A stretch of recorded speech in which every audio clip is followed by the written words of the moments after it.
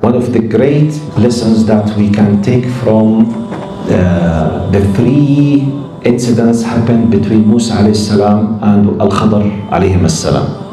Look, they said, the three possible, let's say, categories of Qadar. Keep it in your mind. Now, the first incident, a group of fishermen, they are very poor, working on a boat. Now, Musa and Al-Khadar, when he came, he made a hole inside it. He damaged the boat partially.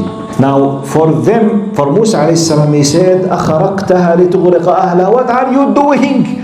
You want to destroy it. You want to damage their source of rizq. You want to destroy their truck. You want to destroy their bus, their whatever.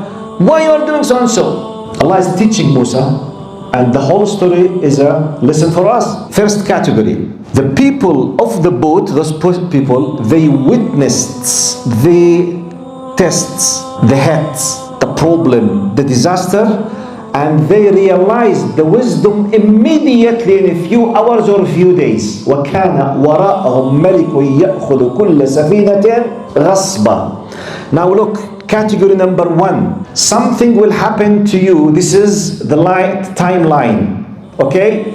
Now, something happened to you here. You were saying, why ya Allah, why ya Allah? Shortly, Allah will show you why. It's like, for example, you wanted to go in a, let us say, camping with a group of people your parents are not satisfied with. They were begging you not to go with them, and you were killing yourself to go with them. Because they are not good company.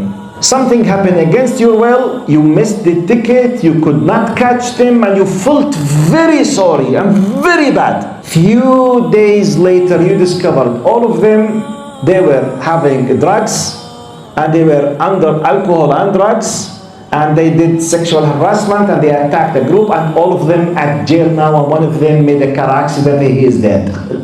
And you were supposed to be with them. Once you know this piece of information, Alhamdulillah, Alhamdulillah, Alhamdulillah, Alhamdulillah, Alhamdulillah, Alhamdulillah, Alhamdulillah, Alhamdulillah, immediately, sujood shukr. This happened, let's say, today, you discovered the wisdom 2 days later. This is category number one. When something apparently bad, you hate it, you feel bad, then you discover, say Alhamdulillah. This is category number one. Category number two. Now I will just refer with the coding system because we have children, okay? For the adults. Because they might not be able to grasp it. Because it's a revelation. By the will of Allah, that young kid, he just passed away. Now his parents had no idea when, why, how. We know because Allah told us. It's like you or me. I just found my son dead on his bed because of the coronavirus. The virus was sent by Allah and he lost his life, period. Now look what Allah subhanahu wa ta'ala said. قال فأردنا أن يبدلهما ربهما خيرا منه زكاة وأقرب رحمة. We have two righteous parents. They had a son. This son, if he lived, he will be a disaster. Very dangerous. So Allah decided just to close this file. Why he was sent Aslan? It's part of their test. They were given a son. Then Allah took this son. After this son was taken, their reaction, Alhamdulillah, Allah replaced them with another son better than him, 10 times aqrab rahma, more close, and they had no idea when, why, how he passed away. Category number two. Yani, they did not know what we know, but they submitted. So they were replaced and they don't know that this was a replacement about this, and they had no idea. And category number two. Now category number three, which is the most serious, dangerous, beautiful and common. Wallahi, it's mind-blowing for me, the third one. Imagine two prophets. One of them from Ulil Azm, from the top high rank, Musa alayhi salam. The other one, Al-Khadar alayhi salam. Because, after investigation, most likely the ulama, the trustworthy ulama, they believe that Al-Qadar is not a wali, he is a nabi, he's a prophet, okay? So we have two prophets. Can you imagine two prophets traveling in the wild between villages? They were hungry and thirsty.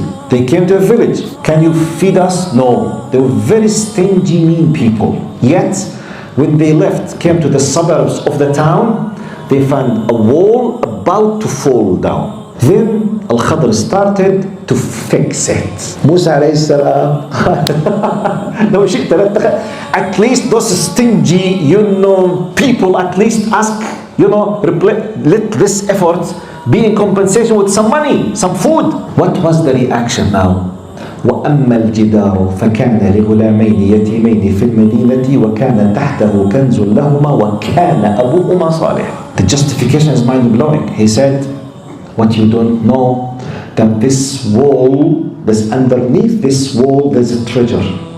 And this wall belongs to two orphans in the town or in the city. And they are orphans. And their father was a righteous person. Can you imagine? A righteous father did his job in terms of being a good practicing believer. He passed away. He's in his grave now. Because Allah loves him, to protect his two young kids while sleeping at home, Allah sends two prophets to work as two construction builders with mud to take care of a wall to preserve their treasure that will or might be discovered 30 years later or 40 years later. Allah knows. If they are 7 and Allah decided to let them discover their treasure in the age of 30 or 40 or 50, Allah knows. لغلامين وكان the justification for this, he was righteous. Pause now. Who can control this or knows? Who can know these details? Impossible, because it's pure ghaib. Why I told you it's mind-blowing. Pure ghaib. No access to 1 billion% to this knowledge. 1 billion%, not 1,000. 1 in a billion, 1 in a 10 trillion% of possibility, you don't have it. Who's doing for when you have no idea? Allah is controlling these possibilities. Wallahi, it's why I told you mind-blowing. When you want to do research now in Google, just in Google browser, you put a keyword, just you press what they tell you? 18 million results in a second. You do what's this? You know what does it mean? 18, for example, 18.560,000 results in a second, which means this electrical things, it went and like opened and searched and took a result and bring it to you in a second. I mean, what is the possibilities of complications that has been done in a second? Can you imagine? You can't imagine it. You can't imagine it. But we human beings, we are able to do it. So what about these things would happen in the universe for us? By Allah. So this is the third category, where because of the khair that your father did, your grandmother did, your great-great-grandmother, you never know. Allah knows. You might be living under the blessing and the barakah of that person. And you are protected of that. But what's next? Whatever you do, Allah will honor you with those whom you love. You got my point? So when you speak about this, why I'm mentioning all of these points? Put these points in the context of understanding the status of Aisha radiallahu anha. Aisha is just 16, facing from her point of view the biggest disaster in her life ever. Accusation of committing fahisha. She knows nothing, how, when, why, what is the wisdom, why Allah allowed this. Nothing at all.